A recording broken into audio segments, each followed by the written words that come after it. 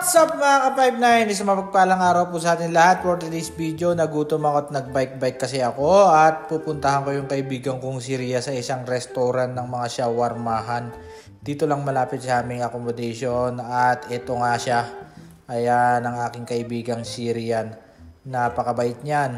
Dahil pag bumibili ako niyan, talagang siksik, liglig at umaapaw yung nilalagay niya sa aking shawarma.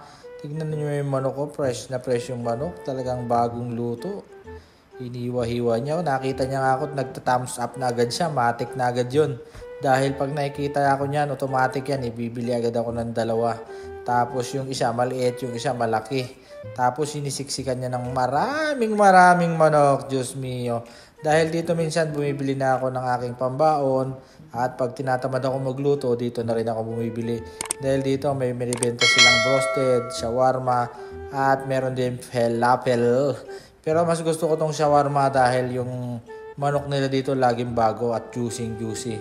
Siyempre, at nagre-request ako pag bumibili ako dyan, konting ketchup lang, konting mayonnaise dahil ayoko na masyadong masarsa.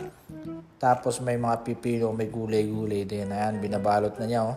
Ayan ang aking kaibigang Syria. Marunong din yan magtagalog at nakakaintindi ng Tagalog konti. Dahil kuwelang-kuwela din yung kaibigan ko na yan. At ayan, nag-thumbs up na nga siya at ako ipapasok na dun sa loob. Dahil dalawa yung pinagawa ko, yung isa kakainin ko at isa babaunin ko. Tamang food trip lang sa labas dahil pagtapos nito, uwi na ako sa accommodation at maliligo pa.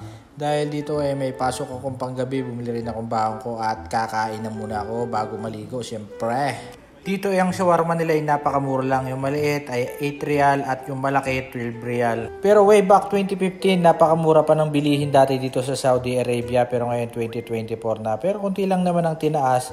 Dahil yung kinakain ko na maliit na shawarma na yan, talagang siksik, liglig at umaapaw. 4 real lang yan dati. Ngayon 8 na. Dumoble na ang kanyang presyo.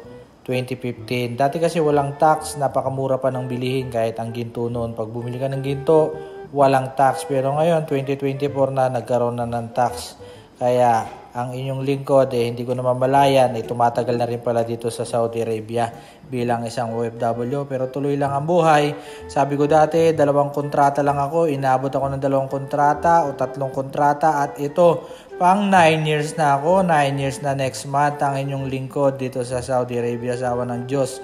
At dito na rin ako nakapag-asawa at ang aking asawa ay nasa Pilipinas na. Shout out sa aking palangga.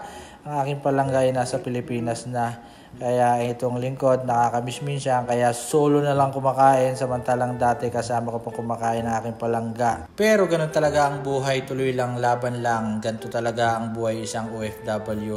Pasasaan pat darating din ang araw. Mag-exit ako at makakasama ko ng aking mga mahal sa buhay. Pero sa ngayon laban lang. Kaya laban lang mga kapwa ko OFW dito sa Saudi Arabia. Kaya bye-bye!